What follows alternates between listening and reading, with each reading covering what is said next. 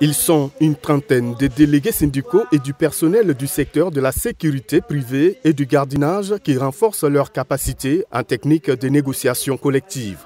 Ce secteur, qui crée plus d'emplois et de prestations, se retrouve être le milieu où les travailleurs sont maltraités et leurs droits fondamentaux au travail bafoués.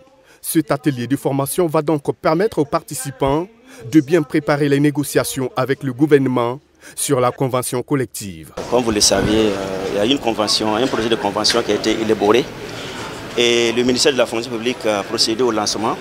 Mais en temps, ça a piétiné parce que les employeurs n'ont pas parlé le même langage.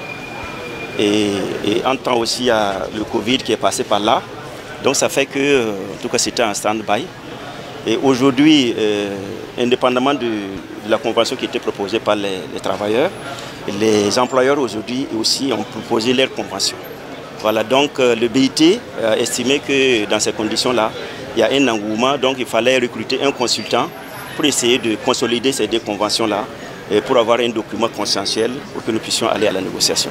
Présent à cet atelier, le Bureau international du travail BIT, qui accompagne techniquement les organisations syndicales, estime qu'à l'issue des travaux, les différentes notions reçues permettront aux participants de mieux connaître les aspects clés pour l'aboutissement d'une convention collective. C'est un plus que les organisations syndicales peuvent négocier pour améliorer réellement les conditions de travail de ces travailleurs. Il y a un constat clair et net que les conventions collectives apportent grandement à l'amélioration des conditions, qu'elles soient salariales, des conditions de travail.